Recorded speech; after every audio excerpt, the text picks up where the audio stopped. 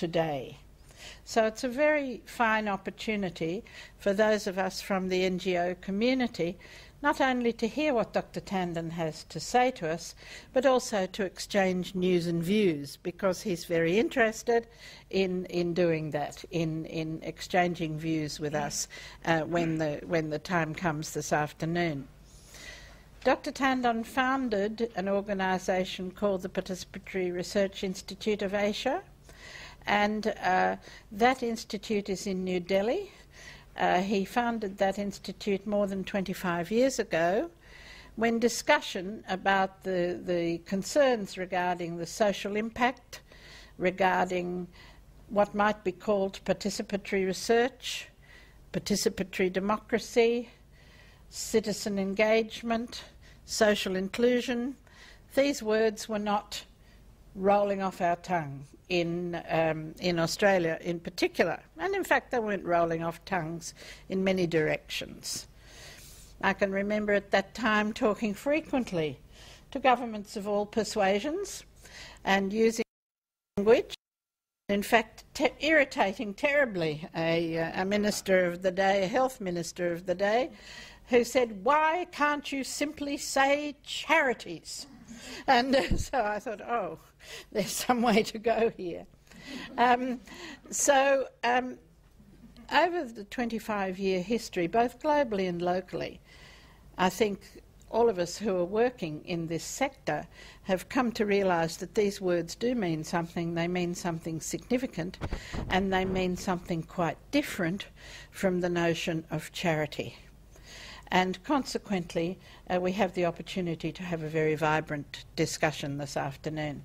Dr. Tandon has worked with people all over the world in these fields in the last 25 or so years, has chaired the NGO advisory committee that works with World Bank, is president of the Montreal International Forum, has chaired the Commonwealth Foundation study on participatory democracy, and the governance work that folded out of that.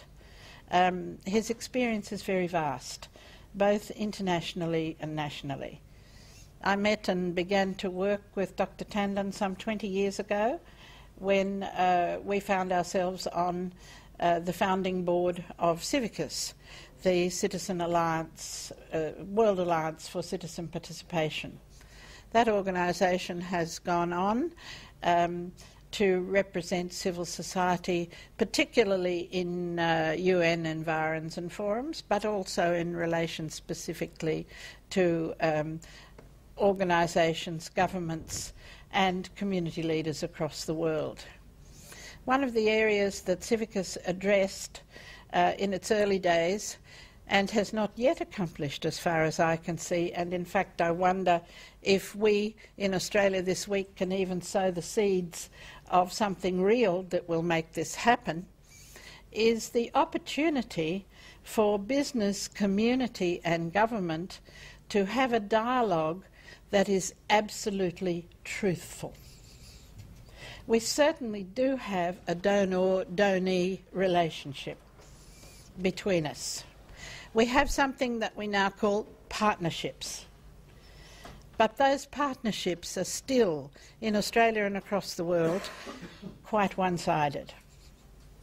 And I think I'm not unique in saying I listen to what they want and I try to respond. And I think it is time for us to engage, and I know that Dr. Tandon will be very helpful in this direction. It's time for us to engage in absolutely real conversation, instead of applauding things that we don't really applaud because it might make us good fellows, might get us the next grant, or supporting what we really can't understand from either side of the fence. So this is a frank afternoon. We've got no press present, so we have an opportunity to engage with Dr. Tandon and with each other in a remarkable conversation. So without further ado, I introduce to you Dr. Rajesh Tandon. Thank you.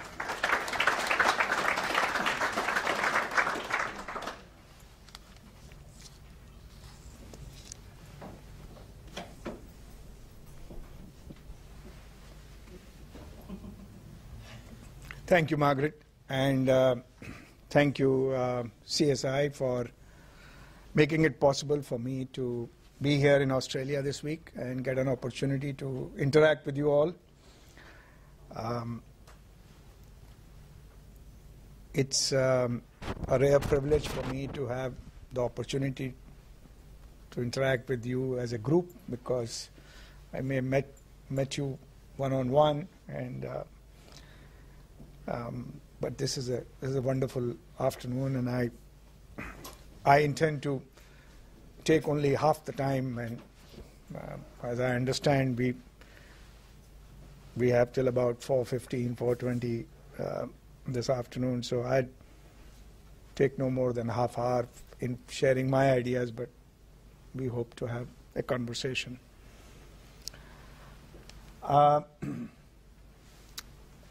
Social inclusion and participatory democracy, except for this little thing called "and," both sides of that phrase are complicated concepts and typically mean different things to different people. As Margaret said, about 30 years ago, I started talking about participation, and not merely as a process but also as a value, and its importance in contributing to empowerment, participation as a way of redefining relations of power.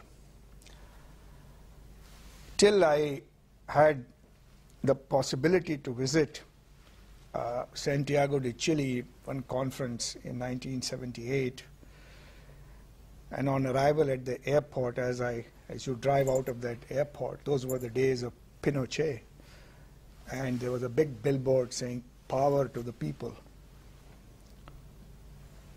And Pinochet saying "Power to the people" in Chile in 1978 made me think whether I really want to be talking about all this for the rest of my life. So in a way, what I mean to say is that these words, concepts, have a history and a trajectory, and they get taken up and taken over and sometimes regrounded, but many a times redefined. So I can only share with you what I understand with this, where I am coming from, and then I want to hear from you what you understand, where you're coming from. I also had the great opportunity to meet last week, just a few days ago, your Permanent Secretary responsible for social inclusion, Government of Australia. And prior to meeting her, I had visited all the websites related to social inclusion in Government of Australia. And it's not in many democracies that you have a minister responsible for social inclusion. And sometimes I worry when you have a minister responsible for empowerment. That means the rest of the ministries don't do it. Despite the fact that the new thrust in Australian government on social inclusion is certainly distinctive in terms of the evolution of this debate or this way of looking at reality. So what is social inclusion? And in order to understand that, I think it's important to understand what is exclusion and what does exclusion mean in various contexts. I would not venture to define it in Australian context. That I want to hear from you. Certainly define it from the context I'm most familiar with and where my work takes more often.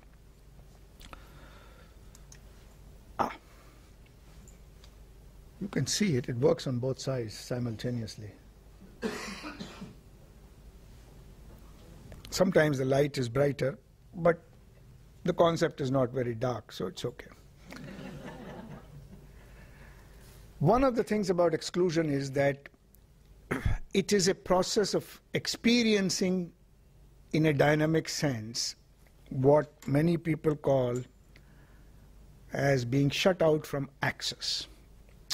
Access to education, access to employment or livelihood, I would like to say. Employment is a bit narrowly defined many a times.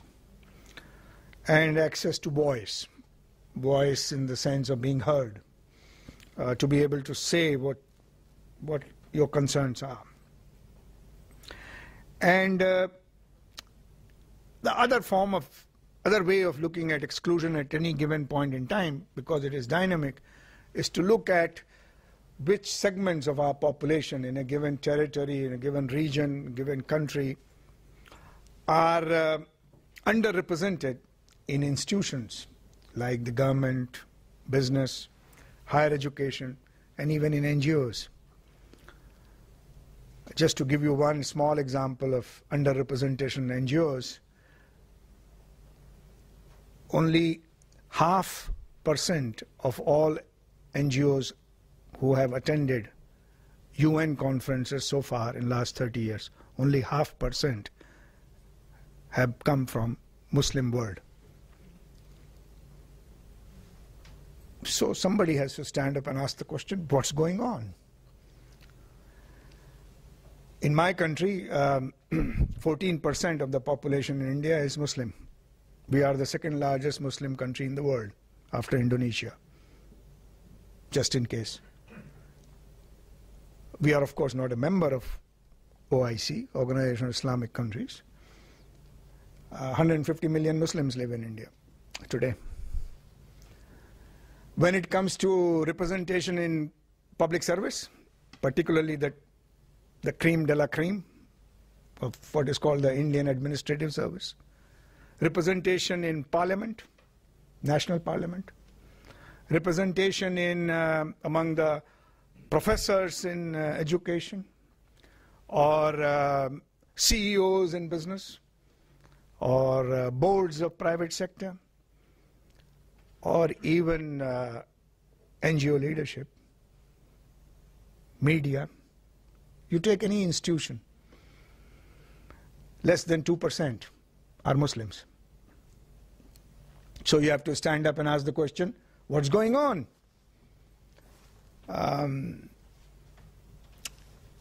I think exclusion, therefore, can only be understood if we look at any given point in time, because of the dynamic nature of this, who is represented in positions of power and authority in the institutions of society and who is not. And 25, 30 years ago, women around the world made us men stand up and ask that question about gender representation. So it's not very different. Historically, 15, 20, 30 years ago, people talked about poverty as a defining characteristic. Then they talked about poverty and at-risk population. But I think poverty alone is not enough to define exclusion, because even not so poor experience exclusion. And there is a question of denial of access to housing, health, other kinds of services. So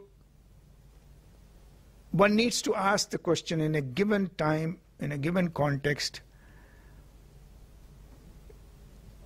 what's going on with different segments of our population, and what is coming in the way of their engagement, of their representation, of their well-being. And in that sense, I think exclusion tends to be a multidimensional concept. It has an element of economics, an element of education, an element of healthcare, an element of housing, an element of connectivity in the community. And it has, unfortunately, still an intergenerational dimension. And the constraints in which a child is born seem to be carried on his or her shoulders for the rest of his life as well. And there are stories of rags to riches, but by becoming stories, they are exceptions to the rule.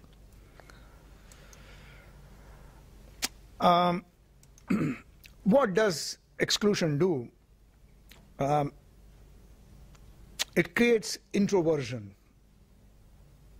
which means persons, families feeling excluded try to hurt themselves. And the most common phenomena are drug abuse, alcohol abuse, domestic violence.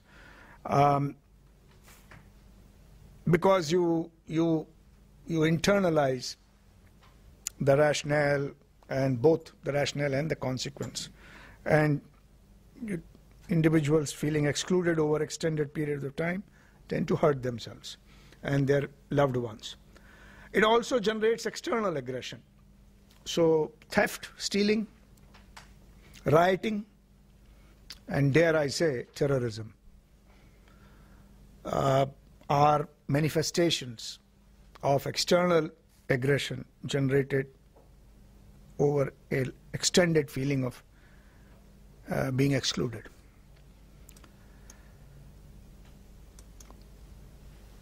So what are some of the causes? History excludes. I guess in your context, aboriginals, we call them tribals, indigenous people in other countries. Caste, the lower caste groups have been excluded. And I think gender exclusion has been universal around the world, though there has been more attention to it in the last 20-25 years than to other forms of. So historically excluded, therefore experiencing shut-outness from access, from voice, from representation. Geography also excludes. In regions or territories that you belong, northern territories in Australia, eastern region in India, sub-Saharan Africa. Well, you could look at geography. Now, geography is not just plain land and mountain and all that, but with geography is involved issues of access, issues of resources, etc. But geographically, regionally, there has been exclusion. Life cycle vulnerabilities. Children, youth, elderly at risk. Very young children, adolescent youth, or elderly, particularly single senior citizens. So that's another way of looking at why exclusion happens. A very common form of defining exclusion has been handicaps or various forms of disabilities or physical, mental, etc. And more recently, studies have begun to show that markets also exclude, which can be simply stated as denial of access as a producer or a consumer. For example, in many places, you need a minimum deposit of $1,000 in order to have a good banking service. And in any case, if you had $1,000, you wouldn't be feeling the need to get a lot of banking services. Then if you get into informal banking services or credit markets, then they are more exploitative and usufructuary race. You will be, I'm sure many of you know, but just let me give you this because of the global publicity around the Grameen model of microfinance. I don't know the rate at which businesses get credit in Australian banks, but in India they get credit today between 14 to 16% rate of interest. As a business, you can get that credit. Bigger the business, better the rate. All right, simple. What do women self-help groups engaged in microcredit pay? 24 to 36% rate of credit. That's patently unfair, and therefore puts them into cycles of indebtedness, which over a period of time give them no access to formal credit market, which is 14 to 16%, but informal credit markets, including NGO-run microfinance, for which occasionally you can get a Nobel Prize.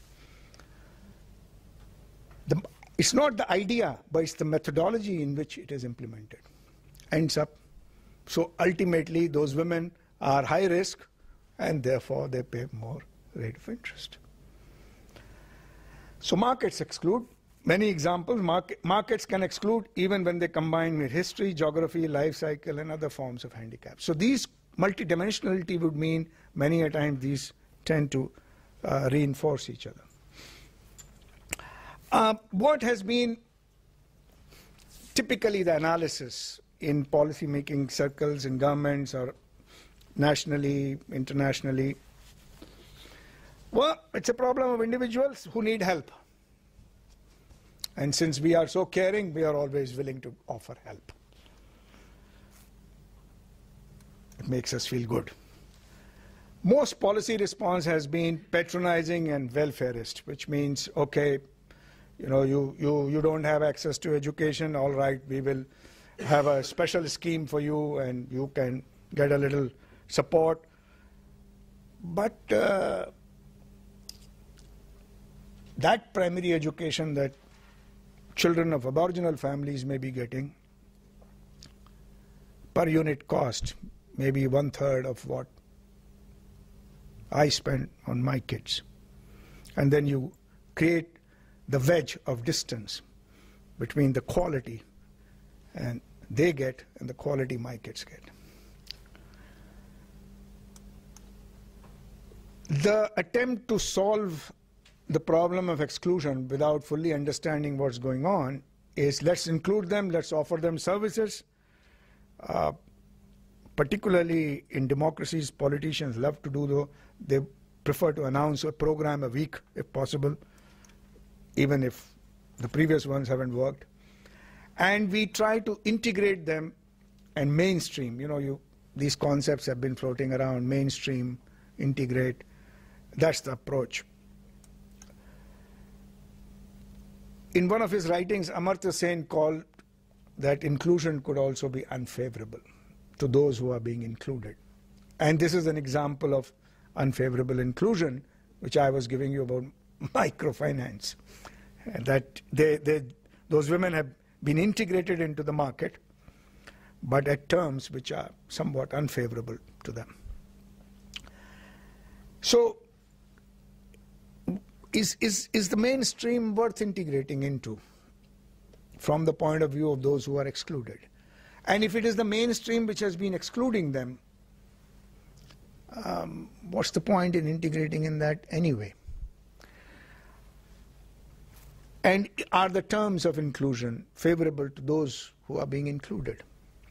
I understand I'm not an expert on immigration, but I read a story which Margaret forwarded to me a couple of weeks ago, that those who immigrate here, if they are illegal, then they have to fight some legal battle. And if they succeed, the cost of fighting that is put on them. So if you start with a legal immigrant status in Australia with $250,000 as debt, I suspect you're better off jumping into Tasmanian Sea because it's unfavorably staked against you.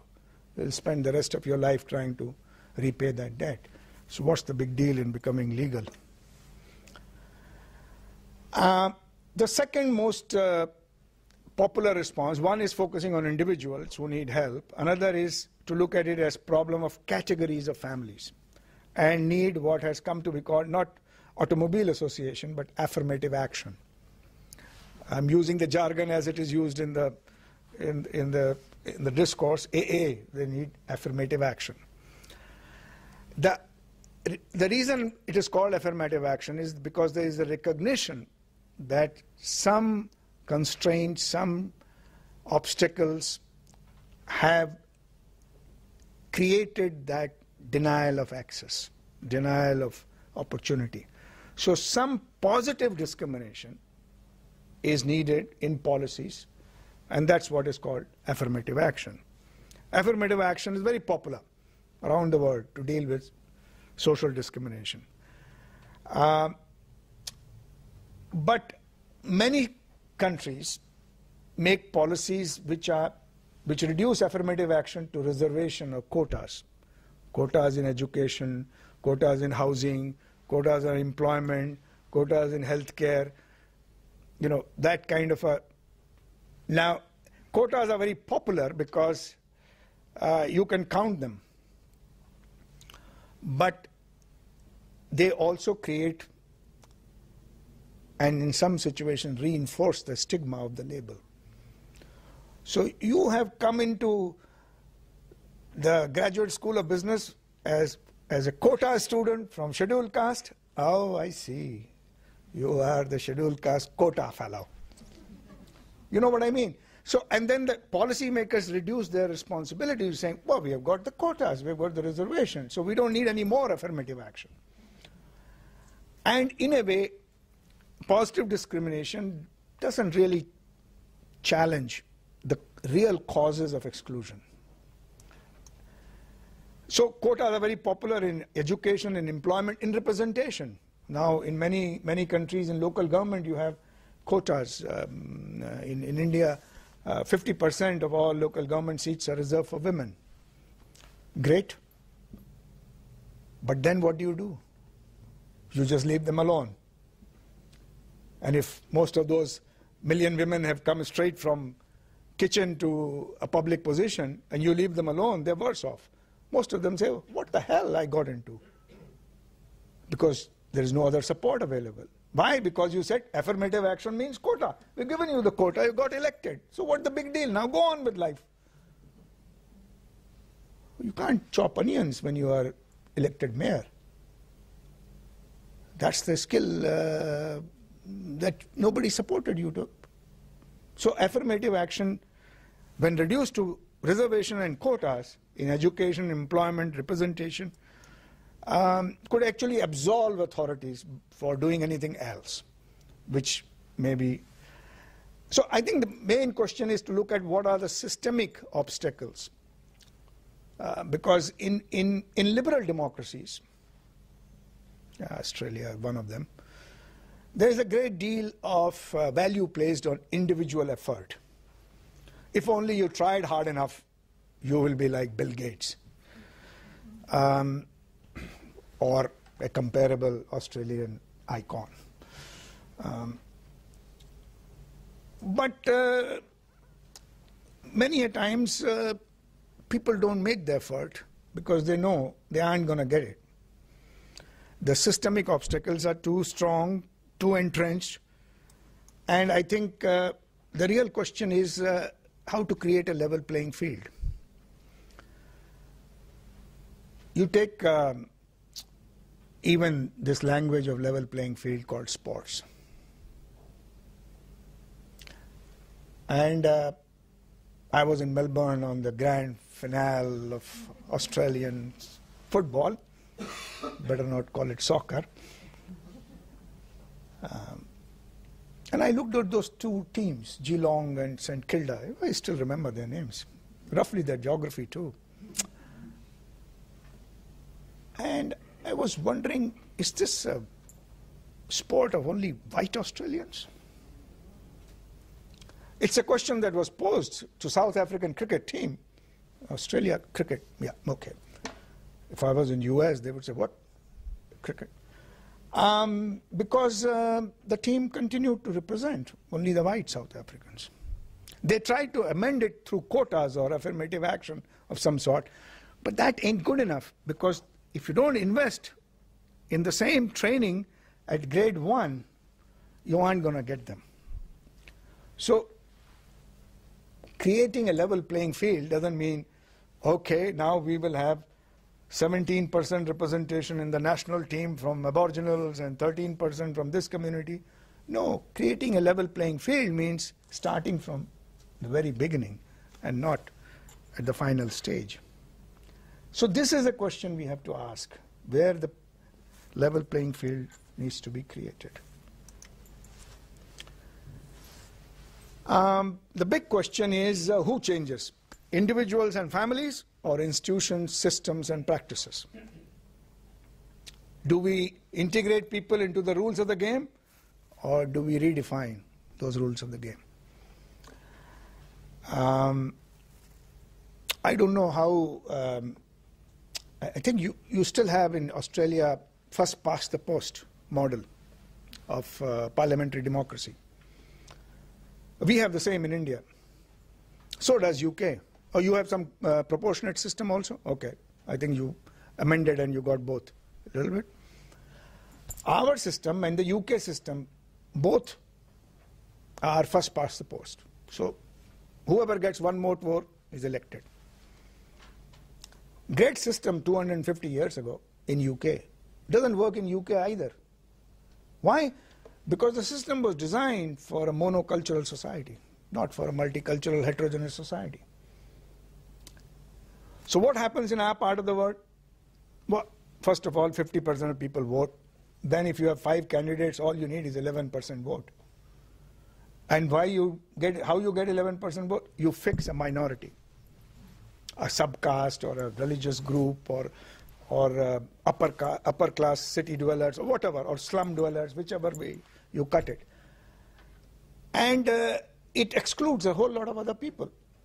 So in fact, in large cities in India, the middle class don't vote. They don't vote.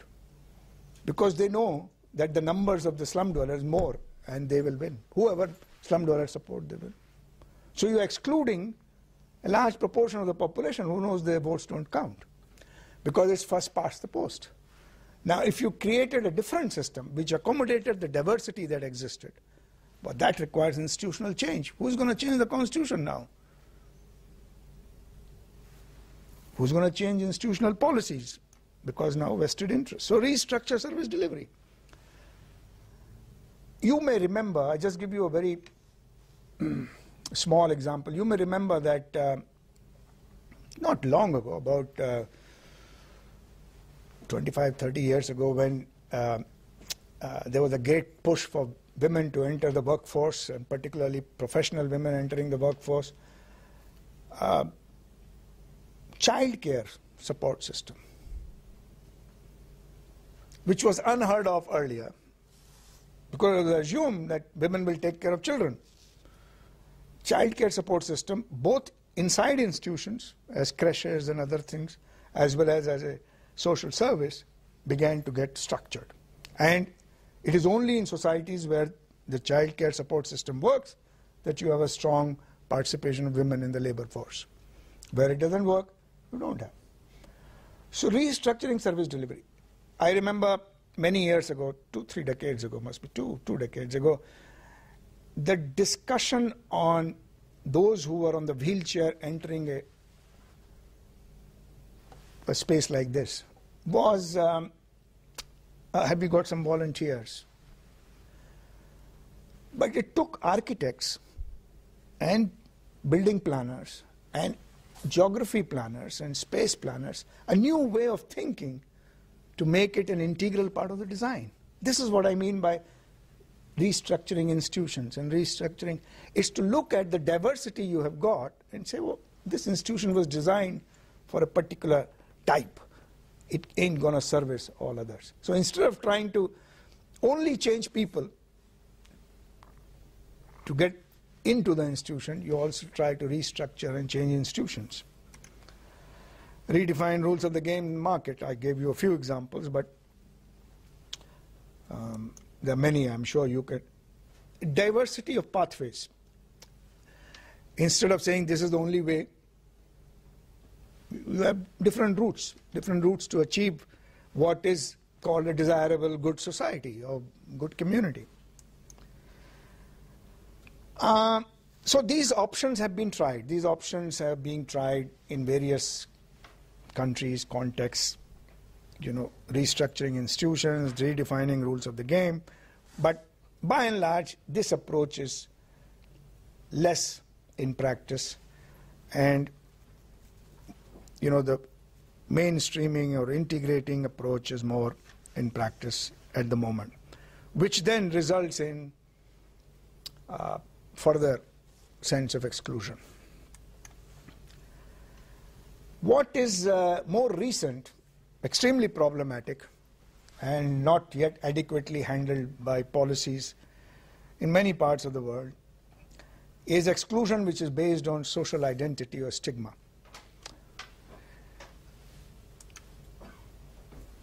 I mentioned to you about the Muslims, but Muslims is not just a category. There is a identity, and there is a belief system, and a worldview, and there is a stigma. Race, blacks in America, ethnicity, Chinese in Indonesia, any number of examples you can take from recent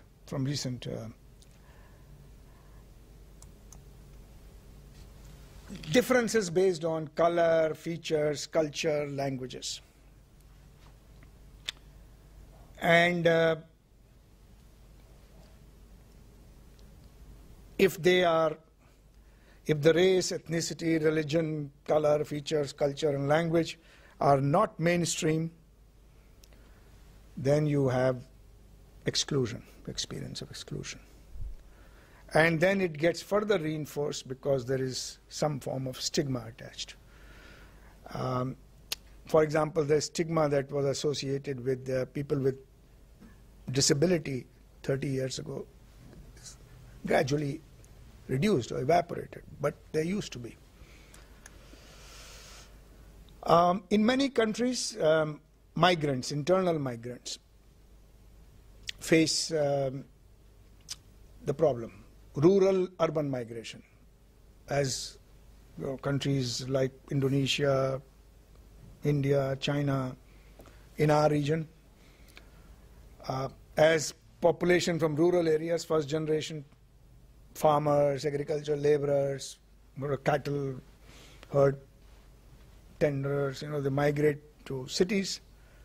You can see, oh, so you have come from the village. You know what is red light?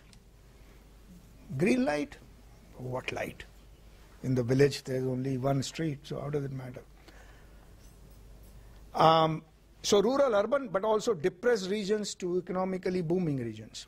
So if you take the geography of India, for example, there is huge migration from north and east to south and west.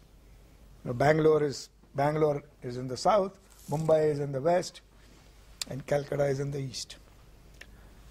So you have, makes sense, this is nothing to be surprised about. But what happens when you arrive in those booming regions? What happens?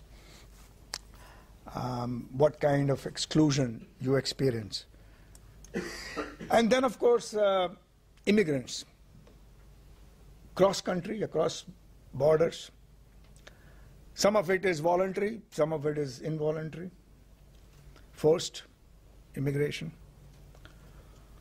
There are all kinds of issues related to immigrants. There are two kinds of immigrants, of course. There are those who look like you and me, put on a tie and jacket and sort of speak in fluent English, have a PhD in front of their name.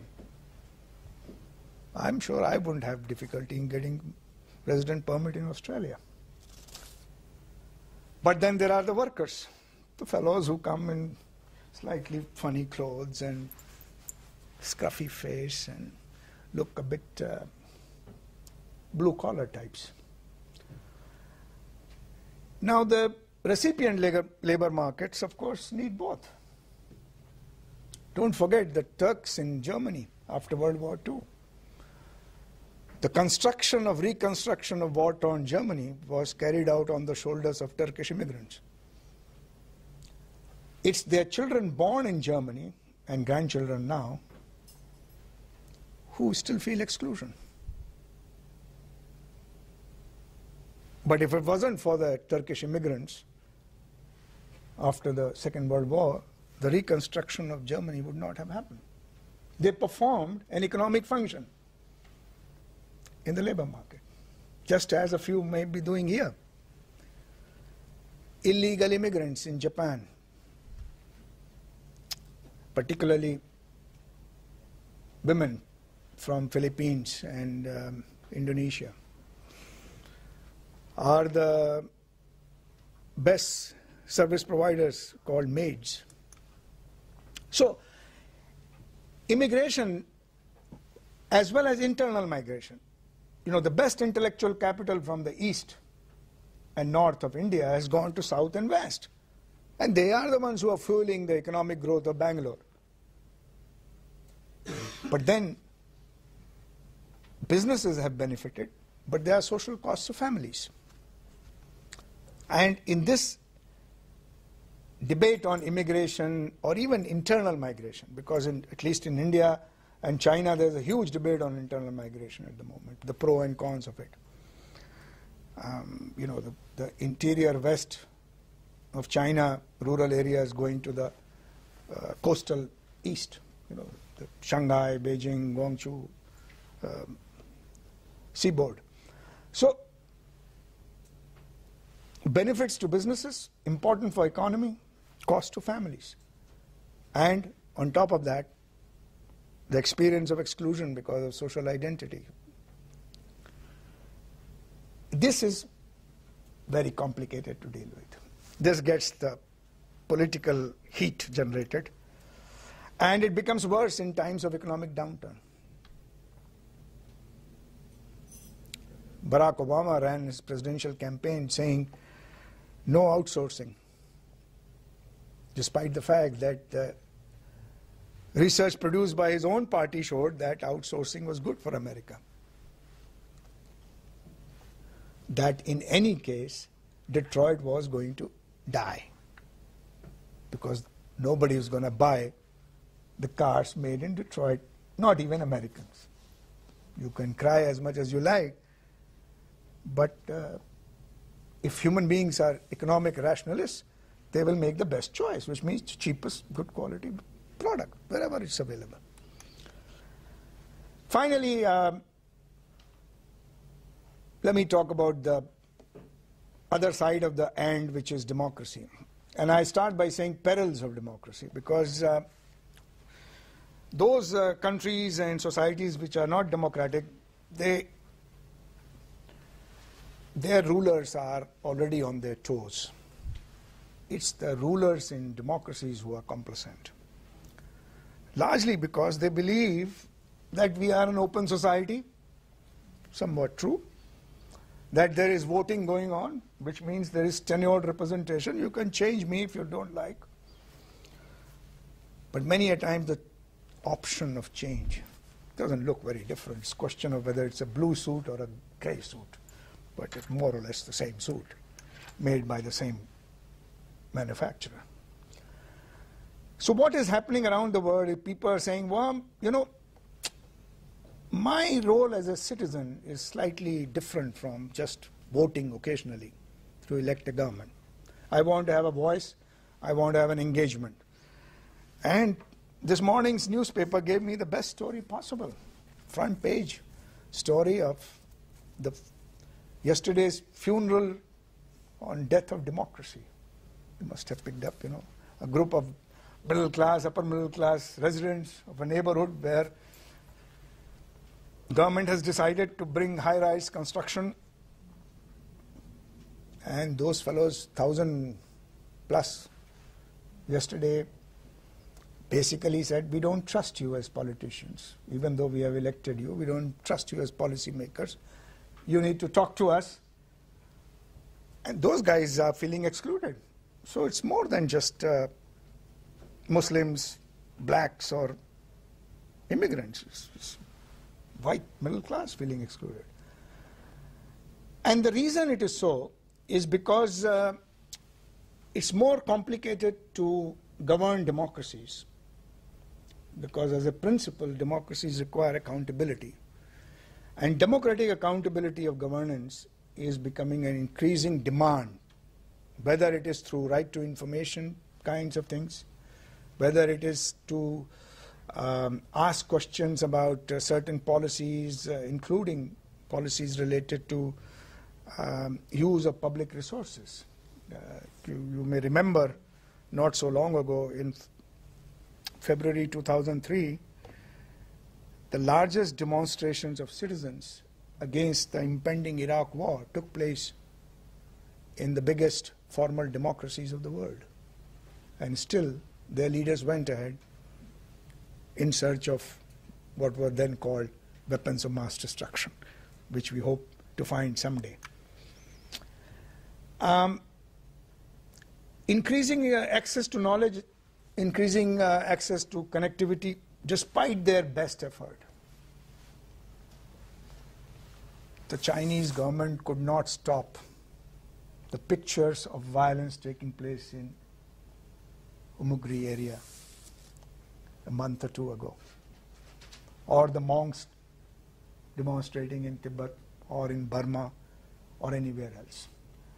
So the new technology with mobile phones taking pictures around the world, with access to internet, yes, Google has succumbed to Chinese pressure, but there are others who are coming up as competition. So there is increasingly access of information, and trans-border information, translocation information, and formal media is not the only source. I'm told that people of the age group below 25 actually don't read newspapers or don't watch television news.